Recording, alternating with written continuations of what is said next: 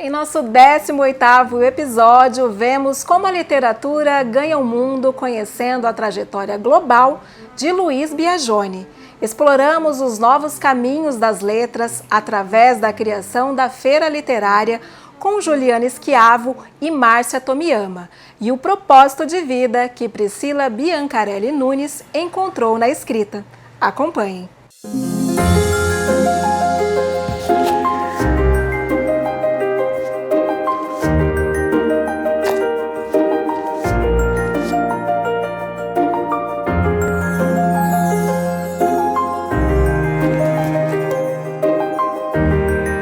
O primeiro livro foi um livro que eu escrevi e mandei para 16 editoras. Na época não tinha o conhecimento de como funcionava o mercado editorial.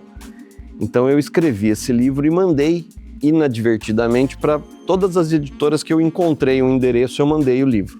Mas quando eu coloco esse livro para download gratuito, transformo ele num e-book, um dos primeiros e-books brasileiros, o jornal O Globo resenha, e resenha positivamente.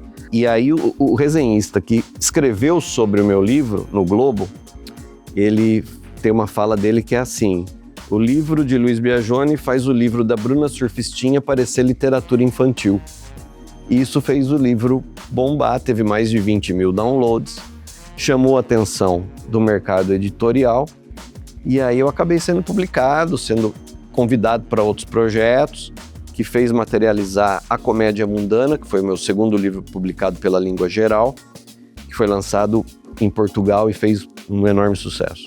Meu terceiro livro que saiu pela Língua Geral foi A Viagem de James Amaro, que é um livro que tem uma parte que se passa em Americana. Tem dois amigos de Americana que fazem uma viagem de carro até Paraty. Esse meu último livro é O Crime no Edifício Diallo, que é um livro policial de suspense. Ele saiu há pouco em árabe para 23 países de língua árabe.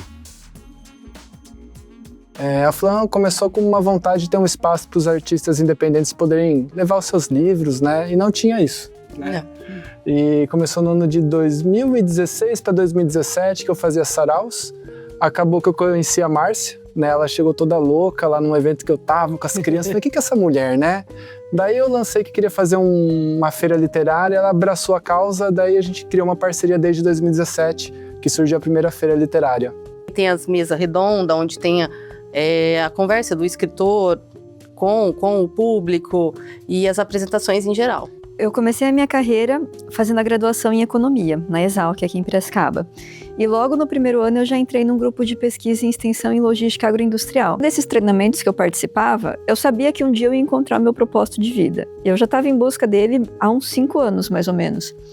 E um dia, a primeira vez que eu escrevi o primeiro livro, que foi o E aí, Professor Cacheta, eu senti que, de fato, eu poderia passar dias e dias e dias fazendo aquilo, que eu não cansava, que eu não precisava comer, eu não precisava dormir. Eu entrei num estado de flow ali absoluto e eu entendi que, de fato, falam quando você encontra o teu propósito de vida, você entra num flow intenso. E foi isso que eu senti naquela primeira biografia. Não só pela parte de escrever em si, mas principalmente pela transformação que eu vejo acontecer no autor. Então o autor, quando ele começa a contar a vida dele, ele começa a ressignificar muitas coisas que aconteceu, aquilo que no passado foi uma dificuldade, quando ele vai transmitir para outra pessoa, ele já quer transmitir como um aprendizado.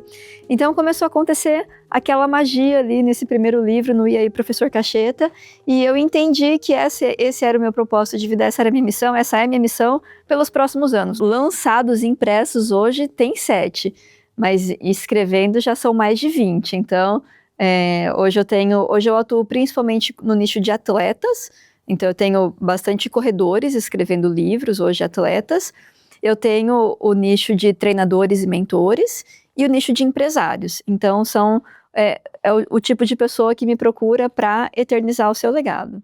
No nosso próximo e último encontro, o palco se abre para a festa mais popular do Brasil. Vamos reviver o brilho das avenidas e os bastidores de quem conta a história cultural. Prepare o coração para o nosso grande final. Até lá!